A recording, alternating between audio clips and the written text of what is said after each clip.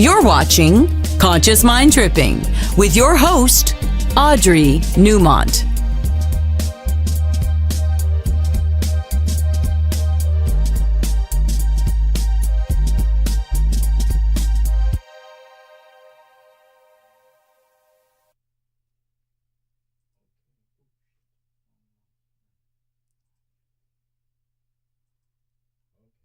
Here we are. And I tell you what, if you have any kind of anxiety going on, because it's massive right now, if you've got some depression, if you're having major health issues, if you've got, I don't know, any of those things that many of us are experiencing right now, look who's in the house. It's Michele Guzy. And I'm telling you, she is brilliant when it comes to hypnotherapy. She's literally an educator. She's been teaching for years. So tonight we have all kinds of not only information, but solutions to deal with the massive amount of stuff that people are dealing with right now. So I'm not going to go into announcements. I'm just going to say, if you would like to know of all the great things that we have going on at Newmont Center, go to newmontcenter.net, and there's a calendar page, and I'm telling you, we are getting it stacked up there with some amazing things.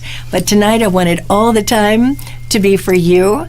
So welcome to Conscious Mind Tripping, Michele. I'm so thrilled to have you here. Oh, I'm so excited to be working with the great Audrey Newmont.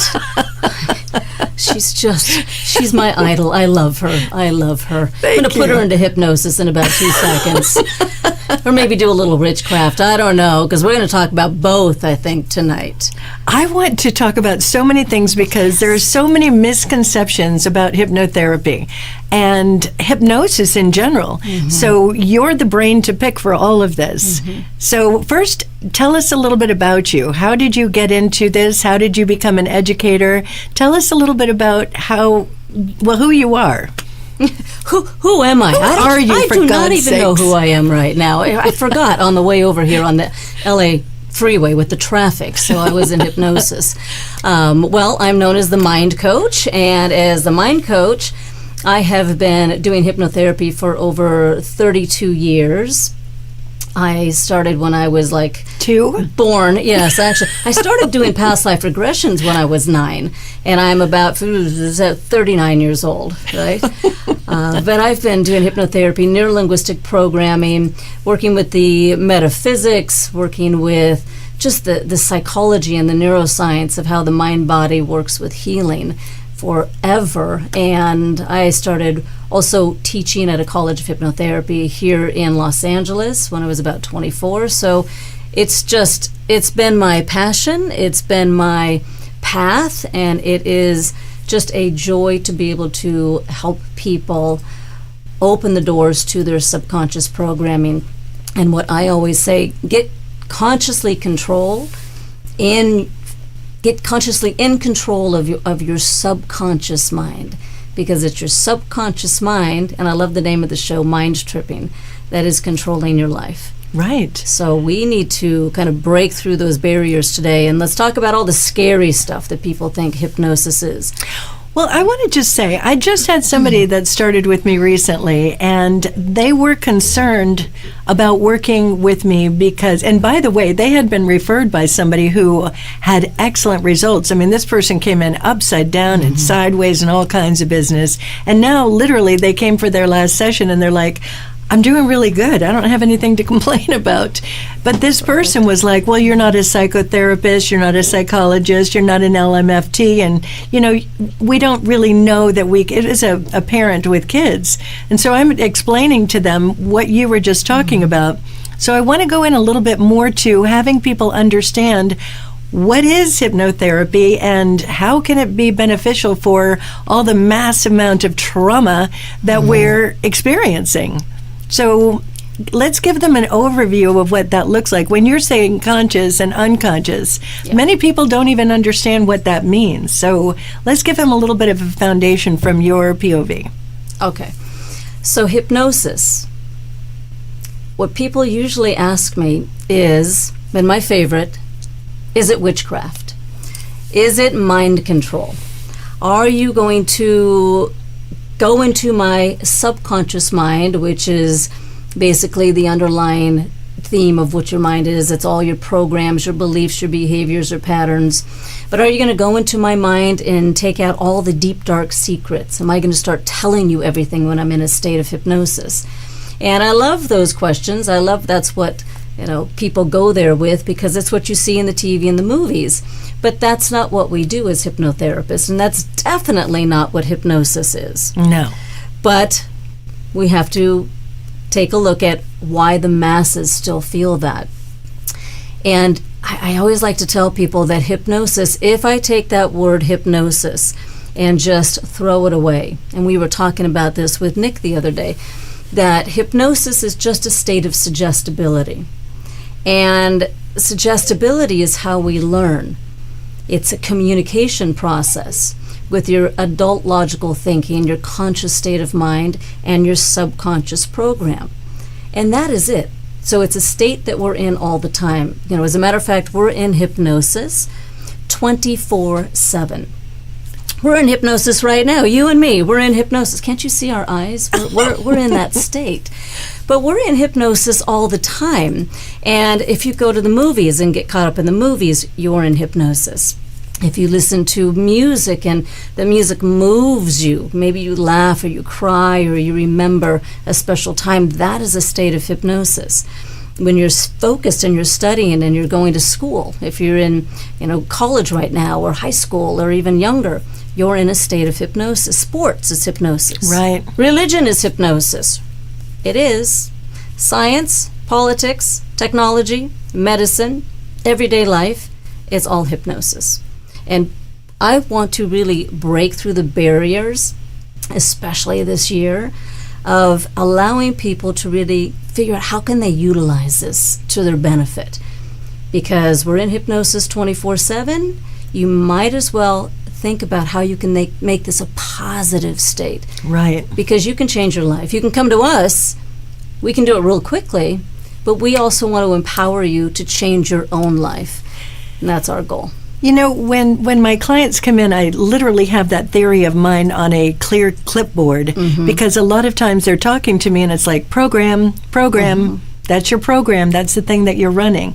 So when we're talking about hypnosis, we all in 0 to 8 especially are very much in hypnosis, and we're all taking on a program. And then through the experiences of life with that program, we encourage more of the program, or we also create more programs. So when they come in and we're doing hypnosis intentionally, we're able to break in to the mind and then help to reprogram to what it is that you want. And that's, I think, something that people just miss. And like, for instance, when you're going and having psychotherapy or psychology or A psychologist, but I'm thinking of psychiatry. Psychiatry, which is the medicine portion of right. that, right? So then when you're going to these different avenues, it's not the same as somebody assisting you. Like, I think both of us, we teach you how to hypnotize yourself and how to understand what those programs are, and then doing that process of hypnosis, rewiring. So when people go to a psychologist, for an example, they're not doing hypnosis, so you're doing a lot of that talk therapy. And explain why that takes longer and why this is shorter. Well, when we do hypnotherapy, and hypnotherapy is literally just behavior modification. That is it. We're very goal-oriented. I want people to come in and tell me where they are in their life right now. I want some information from your past. Of course, we need to know that life history. We'll talk about that theory of the mind, how the conscious and subconscious mind really works. But then my focus is on, where do you want to go? How do you want to move into the future? Because if I keep focusing on your past, then we're replaying that suggestion, what we call a hypnotic suggestion, and you're just reinforcing that. So if we keep talking about what happened when you were young, or your mother did this, or your father did this, or that mean kid in school, because we all have mean kids in school, right? Said that terrible thing to you. And if we keep trying to address that and every session go open that door, you just made it stronger. So we love using hypnotherapy to move out of that. Yes, that's important for me to know. How is that affecting you today, physically, mentally, emotionally, spiritually? And then where do you want to be in the future? So I think psychotherapy really is amazing because I work with all different types of therapists. We work together with the doctors. We work together with scientists and therapists. And psychotherapy is really awesome because it allows you to go in and really uncover a lot.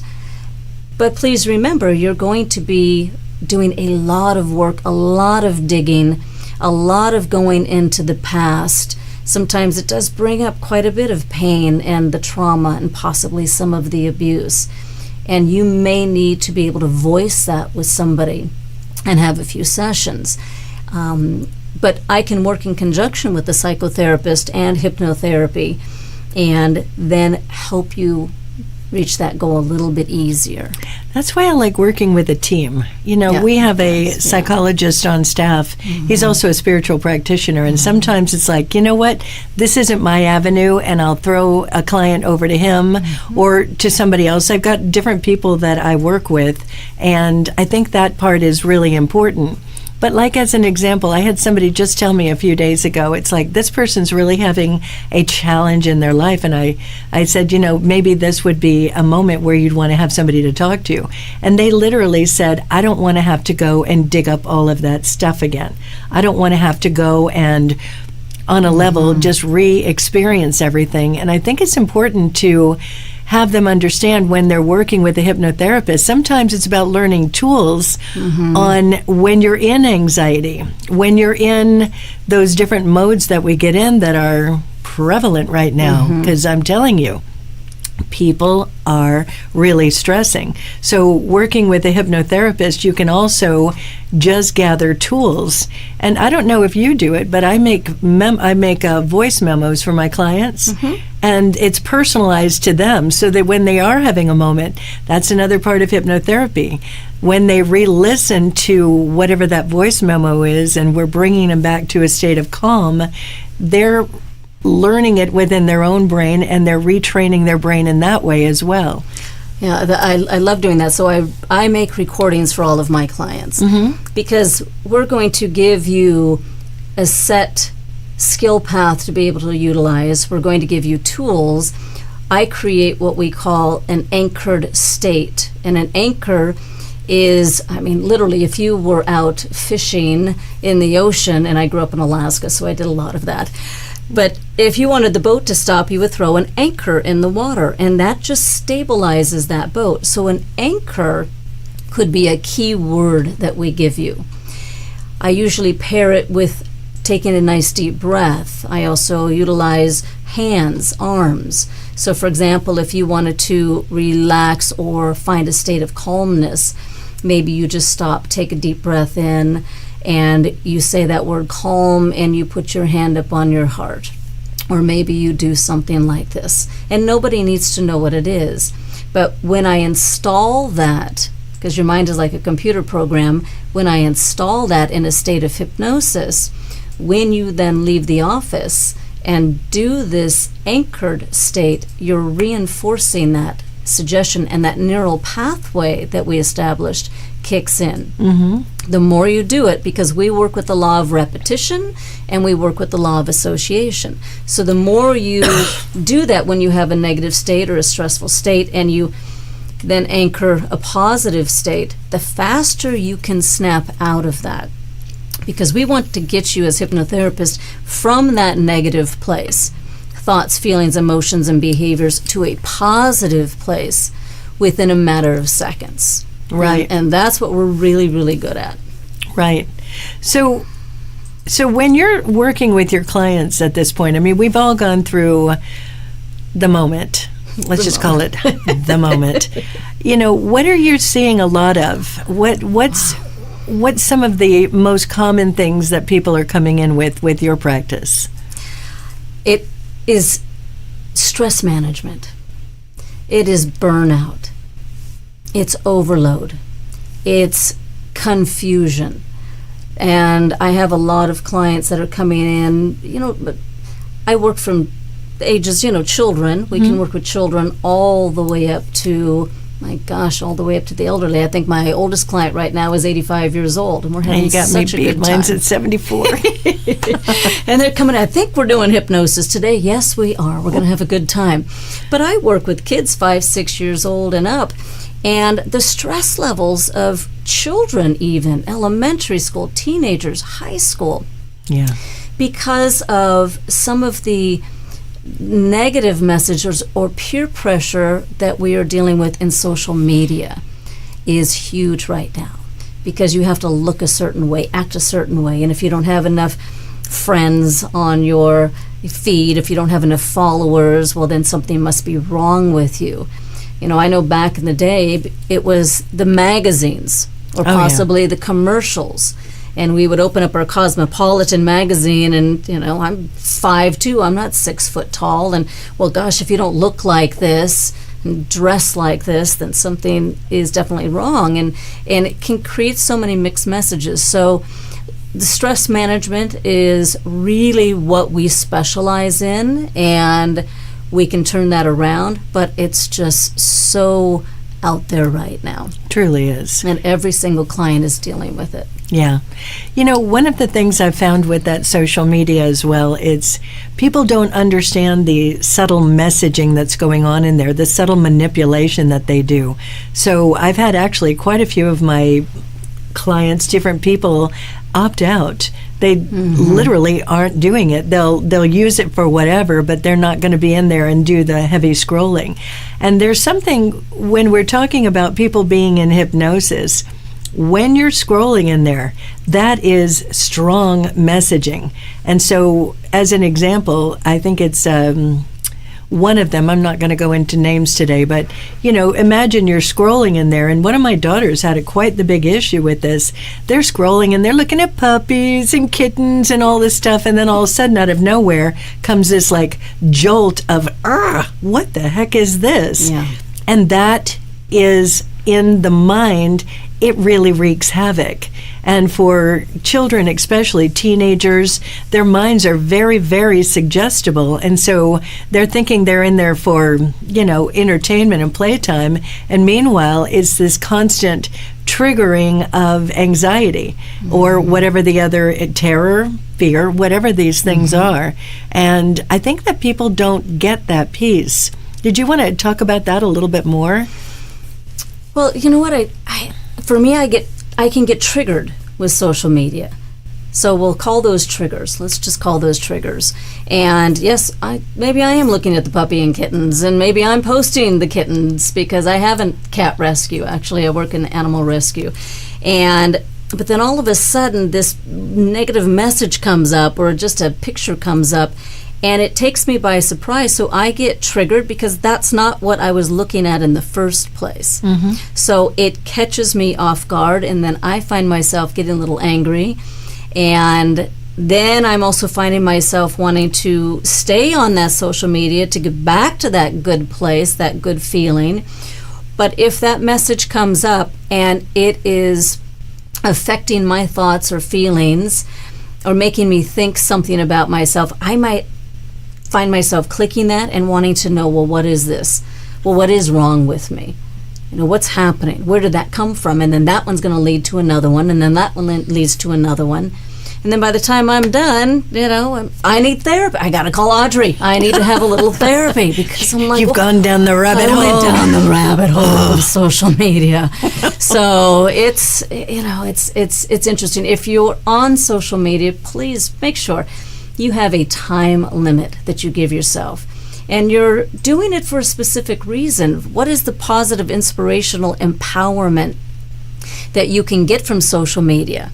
And yes, we can have fun and watch the funny stuff and the emotional and the beautiful stuff. Watch us, of course. But be very aware of that, of your time, because your mind can only process so much information at once. And when you're scrolling and going on there for an hour, couple hours, and you keep coming back, then you are putting yourself into what we call environmental hypnosis. Yep. And that is a negative place to be. Yeah. So it's important to take this information and do what you do with it. But one thing that is just a very useful tool is to set yourself a timer, and when that timer's up, go do something that brings you back up again, brings you back to grounded and centered and focused. And, there is social media, and there's all that we've just talked about with that. But another really, really big one, gaming. Gaming is incredible.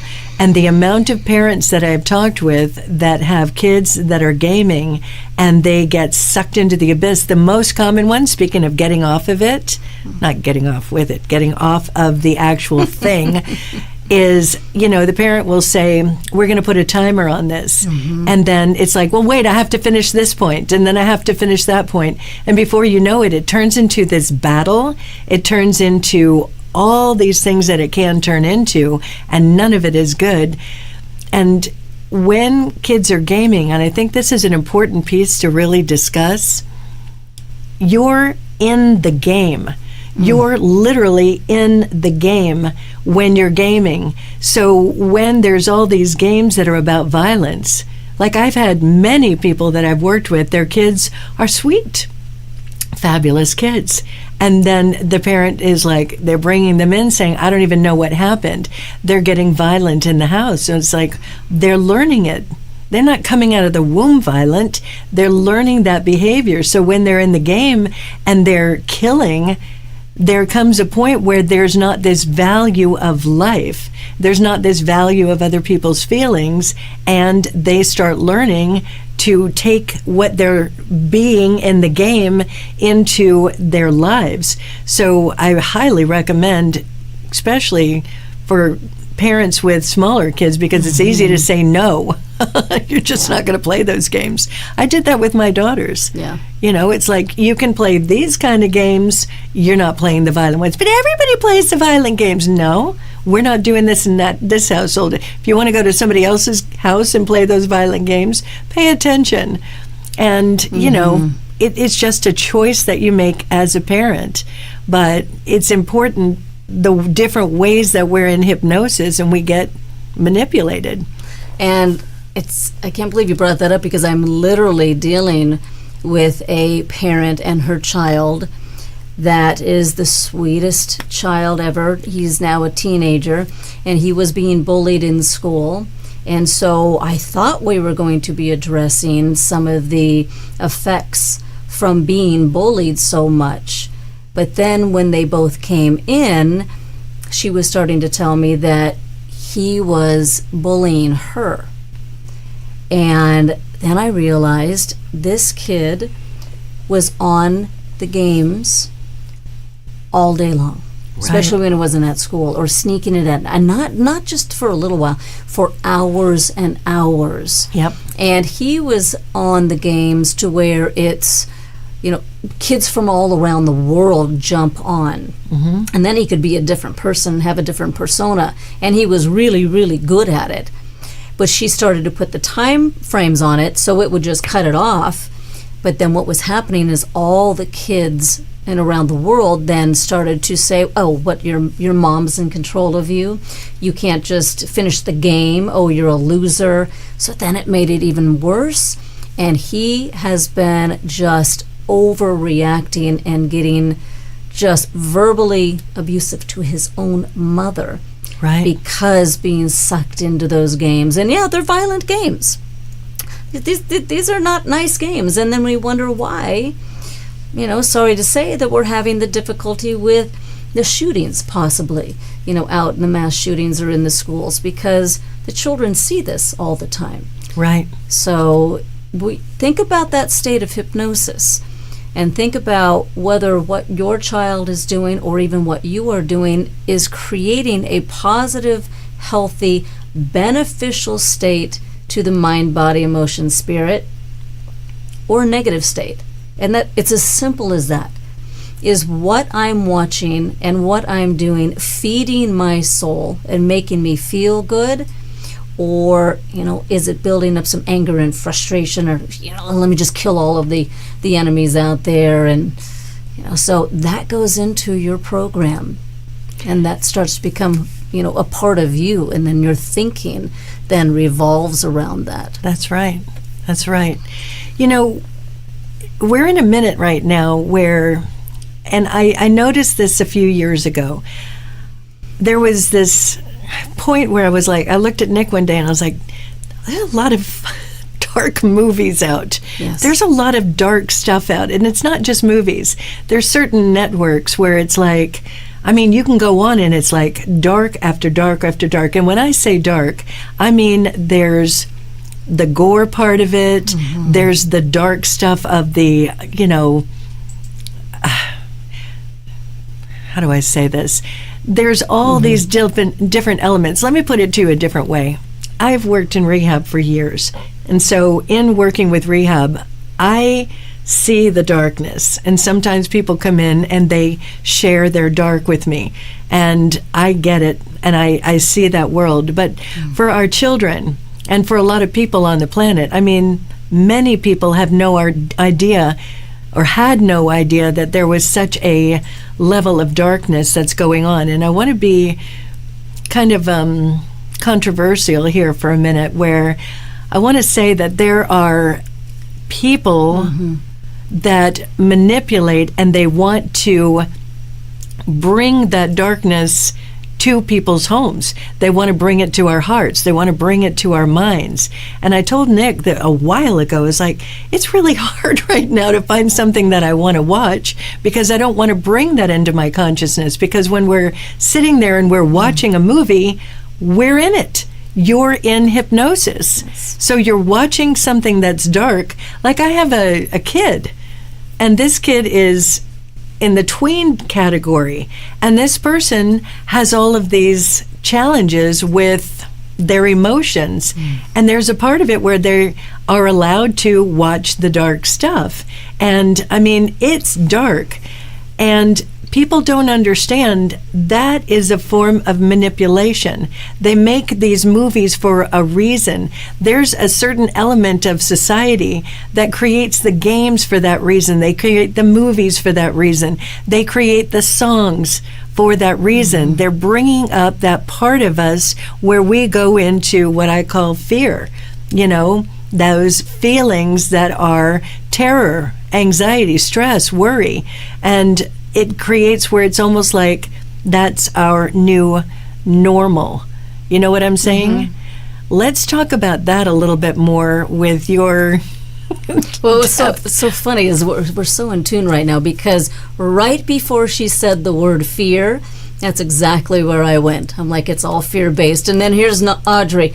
Fear. So that's the intention. That's when we're in is. fear, we're not thinking clearly. Exactly. And we're easily manipulated. And I've said this on my show many times. It's like we have to get, when you're in those feelings, on some way, shape, or form, you're being manipulated.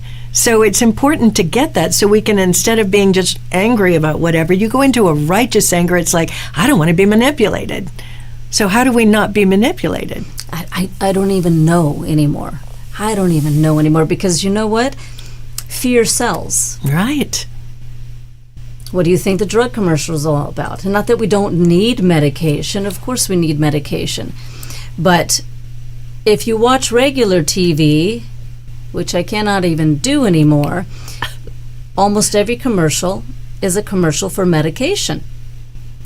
And this is wrong with you, and this is wrong with you, and if you're not happy, then take this medication, and then you'll be able to go fishing with your friends, or hiking, or you'll be able to buy this brand new car and have a wonderful relationship. But if you listen to the end of the medication commercials, it cracks me up, because now somebody's going to come on and talk really, really fast, and your hair's going to fall out, and your arms are going to fall off, Your liver's going to go, your kidneys are going to go, and you're going to die. And your heart, blah, blah, blah, and that's it, and you're dead. But take the medication so you can go in this hot air balloon. Yay! So excited. It's so true. You know what? I had last week on this show, if you haven't watched it, go back and watch last week. It was Dr. Nancy Sachs, and explaining why instead of taking that medication, you can do an alternative approach a lot of the times. I mean, sometimes we need the doctors, but a lot of the time, like I don't take any meds whatsoever, and I'm getting healthier and healthier and healthier. So when you're watching that and it's like, I've got psoriasis, well, there's something that you can do holistically where you get rid of the psoriasis. But the way they make those commercials look, it's like the person's all in a dark cloud and they have all these clothes on, and then they take the clothes off and they're glowing because they took this drug. And meanwhile, your liver is or your kidneys so or whatever. They're not talking about the food that you're eating and what you're drinking and the chemicals that are around you and possibly the air and so forth. And, it's fascinating. It is. And so as a hypnotherapist, I know you do this, when your clients come in and they're looking at all of this, there's a part of it, and I think this is so valuable. I've got a book at right there. It's Metaphysical Anatomy. So I'm looking at, if you have some of these medical things, like the kidney stone that I had, it's lumps of undissolved anger. So when we're able to use hypnosis to redirect that anger in a way that is constructive and to work through it, there went the kidney stone. And a lot of the body syndromes are about that. So when we're using hypnosis, we're recognizing the challenge and we're using that part that we use, however your technique is, however my technique is, then we're eliminating that nonsense. That nonsense, because it's all nonsense. It's not nonsense, but I'm telling you, I watch those commercials and I'm like this. I'm like, Nick, look at this. Look what they're doing. And so much of it, it's like, I know what the thing is, and I've talked with my various holistic doctors, and there's other solutions that you can do. And nobody talks about that. Like I just had somebody in today who had been going to a doctor, and long story short, that doctor never said, you have all of these alternative approaches that I've had many other people use to get out of the symptoms that the guy was in. The doctors don't tell you that stuff, right? They don't want you to know. It's almost like they don't want you to know. And I'll tell you something. I have hypoglycemia. And it's the opposite of diabetes, so it's low blood sugar. So my pancreas produces too much insulin if I have, if I do too many carbs, or if I'm doing sugar. I can't even do caffeine, anything that's affecting my blood sugar. So it'll spike it up really fast and then it'll drop it down. So I was kind of born with this. Now I've had this all of my life, and I could never figure out why all of a sudden I would just kind of go into a depression. I would be sad for nothing happened. I would be sad. I would be angry. I would be irritable. I would sleep too much. I couldn't sleep enough. I'd have insomnia. And no doctor ever asked me what I was eating. Right. What I was drinking. How I was exercising. And it wasn't until I was in my 20s, and I took a class on it, and I had a checklist, and 90% of those items I checked off, and I was hysterical. Because finally I had an answer, that it was just food. Right. It was just my food. And now I'm very aware of, I have to drink some water in the morning. I need to eat a little protein. I eat every few hours. I eat before I go to bed. I do. I have a little protein. So forget, what the diets are. What is diet? Spell it out. Diet. Die with a T, by the way. That's what diet stands for. But you have to do the foods for your own health and your own body. So I figured out how to regulate my blood sugar, because I'll tell you, when I would have a hypoglycemic attack, that would be like a panic attack. Doctors wanted to put me on medication. Right. And I was not having a panic attack. It was not an anxiety attack, but it would feel like that. And not one of them asked me about my food. Right. So I had to self-diagnose. I had to figure out how to do my food. And instead of doing any medication for that, how could I calm my mind and body? I learned self-hypnosis, learned meditation, be able to just kind of sit with it for a moment and then check in with me and be able to feel a lot better. Because I'll tell you something else. When you have a hypoglycemic drop, you're in a state of hypnosis. You are hypersensitive, you are hypersuggestible, and then what happens is anything that's around you, your mind can associate it as an issue. So I've had people come in that have the fear of driving or the fear of flying. Never had it before. As a matter of fact, I had a client who flew for work. Every week she had to get on a plane and fly to another city. She was a salesperson. Go to a different city, go to a different company. And was doing it for years. And then she came in, she goes, I have a fear of flying. Now it doesn't make sense to me. Because I need to ask you, well, did the plane almost crash? No. Was there extreme turbulence? No. Did somebody try to attack you on the plane? No.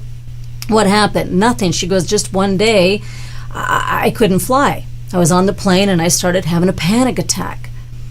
And when I really broke it down and I asked her what happened from that morning until the time you got on the plane, any events that occurred that was stressful, what did you eat? Did you have too much caffeine? Did you drink too much alcohol before or when you got on the plane? Because most likely your fear of flying is a phobia, which is an illogical fear, and you had a blood sugar drop, a crash, and your visual eye accessing cues, your mind, then saw where you were and said, it must be the plane. Right. And that's all that it was. And then I can go into hypnosis and desensitize that whole event, that whole process, give you a new anchor, and we got rid of her fear of flying in one session. Boom. And that was it, just one session.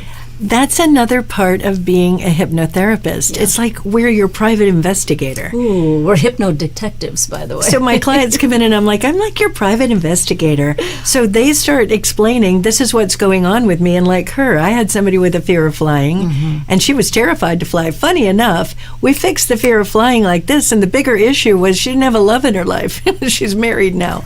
But the funny thing is the same kind of thing. She's sitting in the plane and she's with her mother, and she has this moment of panic, and the mother's like, oh, well, we've got to get you off the plane.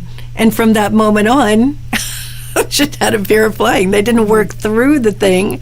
It just turned into this lifelong, and it got fixed in a second. Once we get what the thing is, once we understand the cause and the that core place, the core trauma, whatever that is, it's really usually pretty easy to make those adjustments. The trick is like getting to the point of it. You know what I mean? Like when she's doing that, you're asking her, what are you eating and all of that.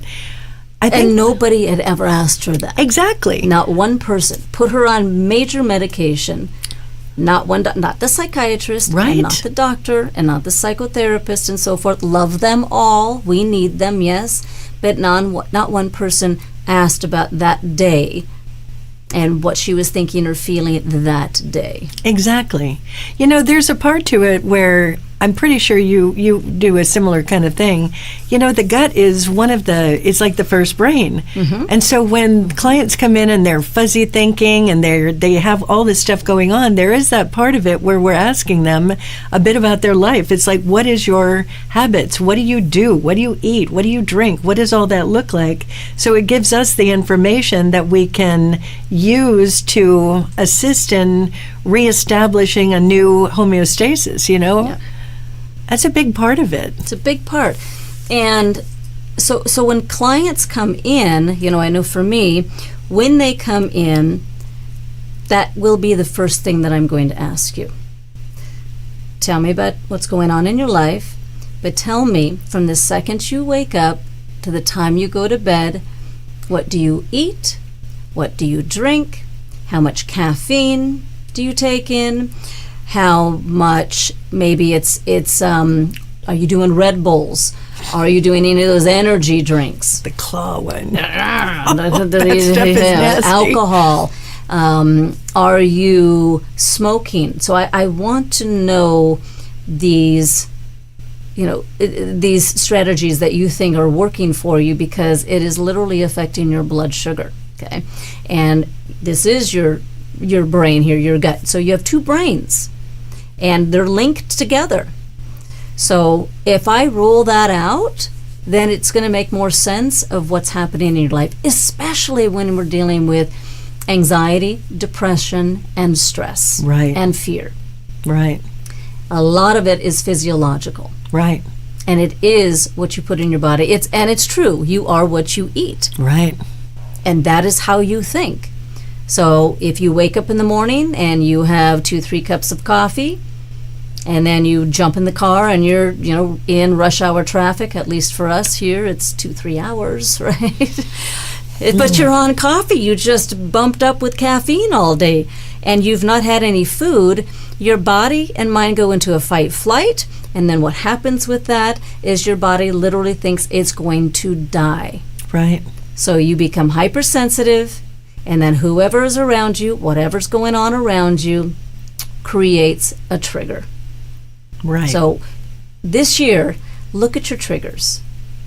Really break them down. Who is a trigger in your life? What is a trigger in your life? How are you being triggered? And if you're being triggered just like this and go from feeling really, really good to having a negative emotion, you are in hypnosis. We need to break that state. I'll tell you, Audrey, I'm actually de-hypnotizing people more than I'm hypnotizing them when they come into the office. Right. I have to de-hypnotize my clients, take you out of that state. I'll put you back in on purpose with your permission, give you positive suggestions, affirmations. We do imagery, metaphors, anchors, and then I teach my clients how to stay out of that state of hypnosis, because you can count yourself out of hypnosis. I don't want you in my office for the rest of your life. I literally do not. I have no problem being your hypnotherapist forever, but I don't want you coming back working on the same thing over and over and over again. Right. I got to tell you, I had this Right. woman years and years ago when I first graduated. I'm working this day. And she came in and she had a really bad day. She had a horrible day. And she came in and she goes, "Oh my God, you're going to have to put me in hypnosis and you're going to have to do whatever." And I looked at her and I was like, no. And I got to tell you, to be honest, I don't do a lot of hypnosis because I don't want that. That woman, it was like, I never want somebody relying on me. So I came up with my particular formula, and I teach them how to hypnotize themselves. I teach them to use their emotions, get where they're at, and do that. And if they're doing the process, I have that Fear into Power, which is like a form of DBT.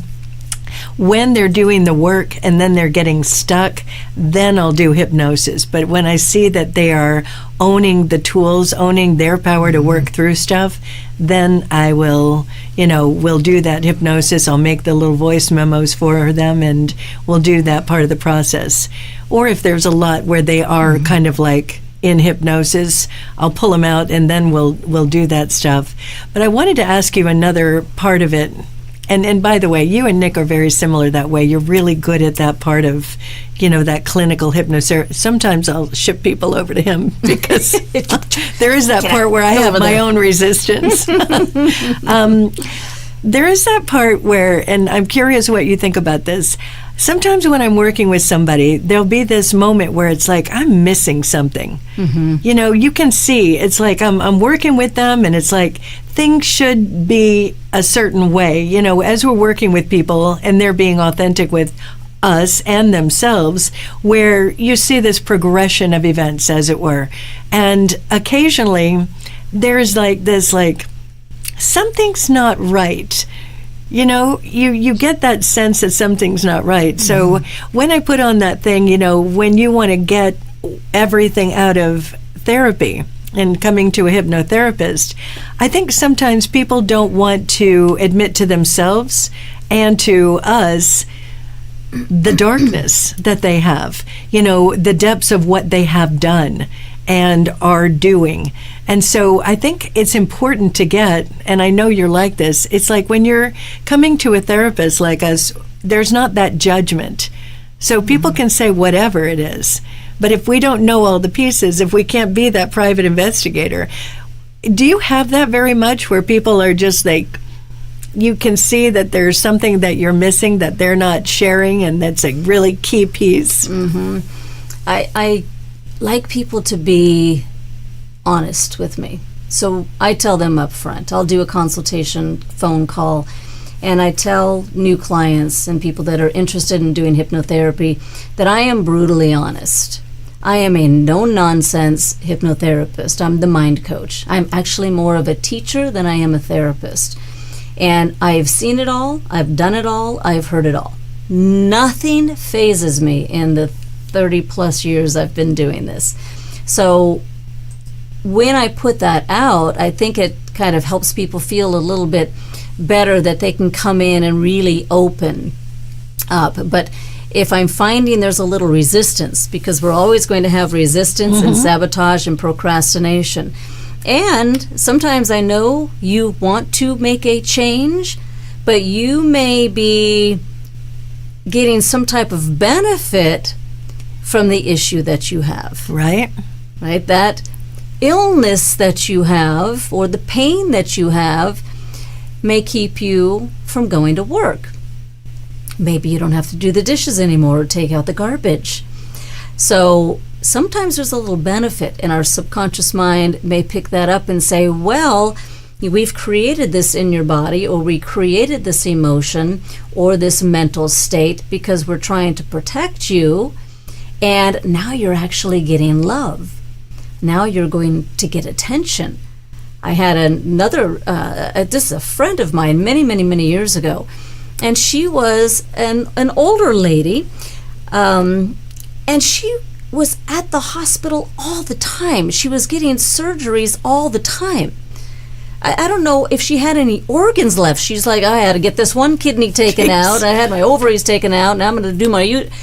Every day she was talking about the pain in her body and that she had to go to a doctor again and have another surgery. And finally I stopped and I was talking to her, and I said, gosh, it seems like you have so many things going on. What do your family members think? Well, her children didn't live anywhere near her. They left, the grandkids were gone, and she said this. She goes, when I get out of surgery or when I come home and I'm in my pain, my whole family comes in to take care of me. And she lit up. Right. My kids come in and they stay with me for a few weeks, and the grandkids come in and they stay. And I realized, even though I was very, very young, I just started my hypnotherapy practice, I realized that was that secondary gain, that she kept having all of these medical issues and surgeries to bring love into her life, because that was the only time her children would visit her, not even on the holidays, not even on the birthdays. So that was fascinating, and I learned a lot from that. So I listen. I listen to what you tell me, and then I'm going to read in between the lines, and then I'm going to go a little bit deeper, and then I'm going to ask you, are you truly ready to change? Because you don't have to. I don't care if you stop smoking. Brutally honest, I don't care. Smoke, smoke, smoke all that you want. But if you want to quit smoking, what's the reason that you want to quit smoking? Not why. I don't care about why either, because why is a really bad word. Okay? What is the reason that you want to quit smoking? How will your life be different? What will the benefit be? Because cigarettes, alcohol, drugs, candy, sugar, pizza, whatever it is, shopping, whatever you're addicted to, because we're all addicted to something. Everything is literally an addiction. That addiction is doing something for you. It is your best friend. So if I take away those cigarettes, how is your life going to be different? And what can we put in there to replace that? And that's what we do with hypnosis, is that we can find out, what is that replacement? What do you need to say to yourself or do? Because we have a lot of negative best friends out there. Sometimes I look at my clients and I'm like, whatever the thing is, I'll look at them and I'll say, how does that serve you? Yes. Like they're swimming in the shit, and I'll look at them and be like, how does that serve you? And they look at me like I'm crazy. What the hell are you talking about? How does that serve me? It doesn't serve me. I say, well, in some way, shape, or form, it serves you, or you wouldn't be doing it. So it's serving you consciously or unconsciously. So if you can find that place where it serves you unconsciously, then you're your private investigator and you're figuring it out. And it's always amusing to me when they look at me like I'm crazy. It's like, it doesn't serve me. And they'll literally get angry with me. And it's like, well, if you're getting angry about it, there's a little something there. When you were talking about being brutally honest, I've got especially some of my male clients, and I know some of them are watching this tonight. And there's this part of it where, and I think you have a tendency to do this as well, I meet people where they are. Yes. And sometimes it's like they bring out that snappy Audrey, I call it. And I'm just the fun Audrey. It's snappy. Come on, let's fix you right now. Come on. What's your problem? How can we still have this? You've been in here 3 sessions already. Why do you still have this problem? Oh, I have been before I will be I lay them out. I'll go there with you. Don't worry about it. And then I'll be like, you're not going to want to hear this. And they look at me like, I want to hear it. And then I'll be like, look, I don't like it when you make me bring out my snappy Audrey. You need to figure this one out. Yeah. But sometimes we need to talk to people like that. Right? How boring is it to go into a coaching session or a therapy session and all anybody ever does is, okay, Audrey, tell me about how does that make you feel? How does it make you feel? Tell me about your feelings. Well, I don't feel good. Well, how does not feeling good make you feel about that feeling? Well, I don't like the feeling of not feeling good. And does that feel not good to you? What? Sorry, I swear, I'm a swearing therapist feelings, too. Let's get into that one. Let's get into that one a little bit. Hey, Ed, how much time do we have How here? much time? We're going to go all day 6 minutes. long. We're having a good time. That thing about feelings, that's one of the things that I lock and load. And that's in my workbook. It's like I got all those fear feelings in there. And it's like every time you have a fear feeling, you're rolling a belief. Period. Bottom line. And so I have a lot of clients. Like I just had somebody in today.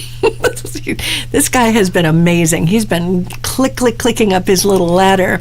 And today I asked him a question. It was like, well, how did that make you feel? And he went into saying this comment. And I said, no. How did you feel when that happened? And then he goes into another comment. And I was like, you know that you're not telling me how it felt. He goes, I don't know how I feel.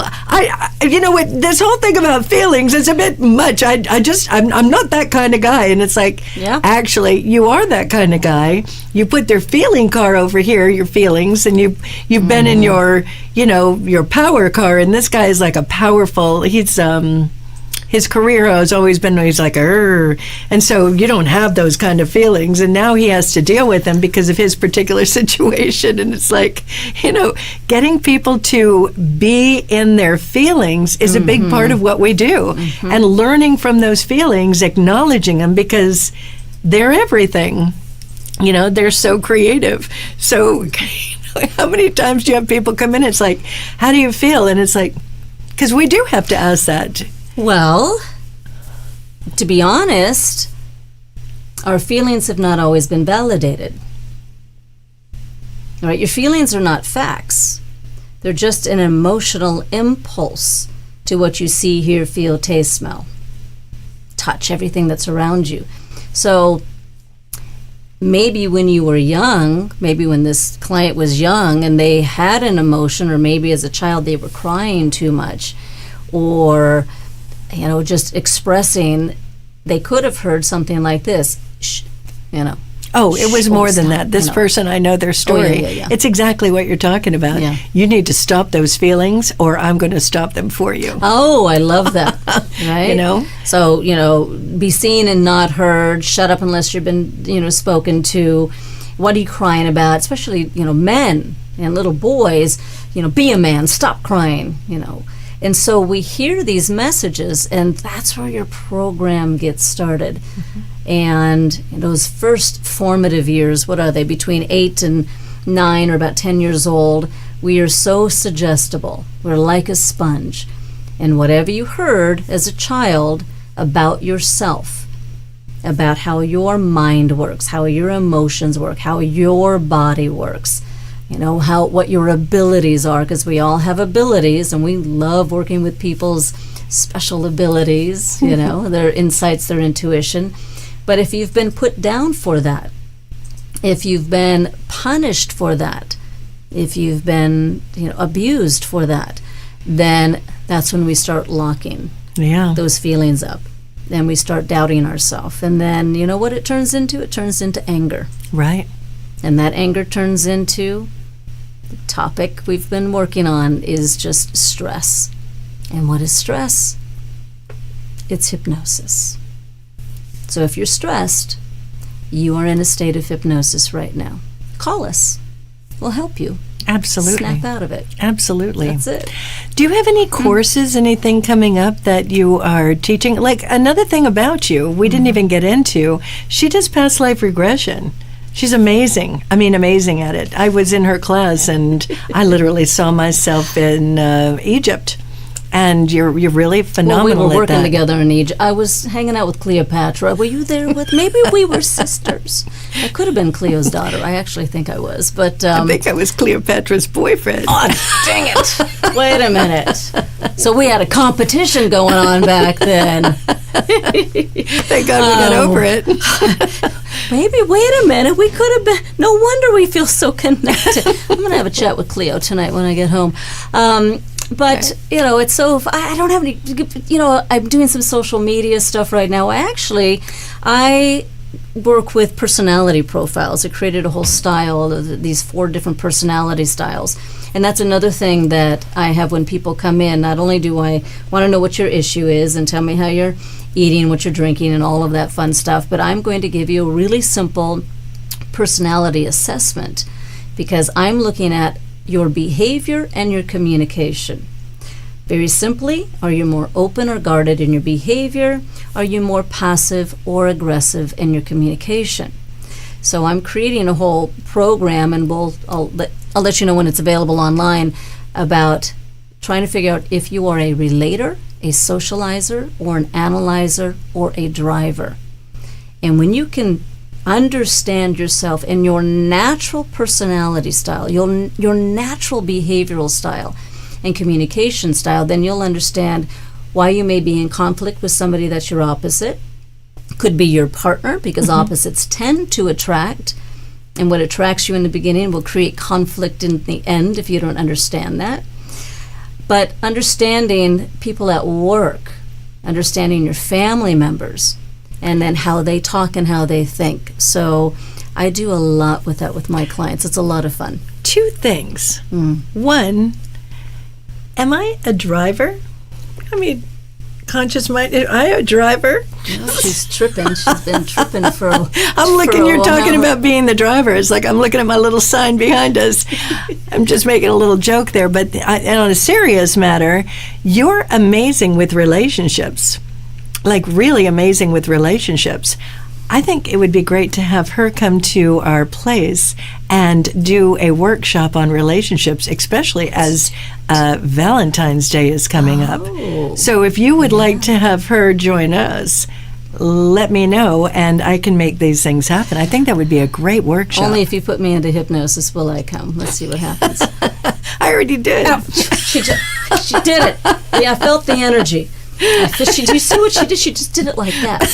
I already did. It's so funny. We can have a lot of fun. Let's do some stuff together. I would love that. So much fun. So before our time runs out, Ed just gave me the warning that our time is getting up. how can people get a hold of you? All your information, where they can see everything about you. Give up your deets, honey. My deets. So I'm known as the Mind Coach. You can go to themindcoach.com. If you want to come in and have a session or do anything with me in the office, I'm in Woodland Hills, California, which is over here in Los Angeles. I also do Zoom sessions and phone sessions. I have international clients. And to reach me directly, 818-446-MIND. 6463. Thank you so much. Thank you. This was fun. Yay. You're going to have to come again here really soon. I will. I know Nick had you first, but I'm going to have you often. Girl power. Right? So thank you all for joining us tonight. And if you want to, if you have any questions about what we just talked about, you can put them in the comments, and I'm pretty sure she's going to be able to see them, or I'll be able to see them, and we can give you some answers. And if you would like to, please share this video. It's always good for us. And I will be back here next week. I'm not sure if I have a guest or not, but if I don't, we know I always have something to say. Just drop in. I'll just drop in and say, Audrey, Hey, I'm here. There you go. I would like that. So you guys have a fantastic week, and I love you all very much. Thank you, thank you, thank you. It was so much fun having it. The time just went like that, right? We were tripping. Consciously tripping. You're right. All right, you guys have a great week. I'll catch you next week. Bye-bye.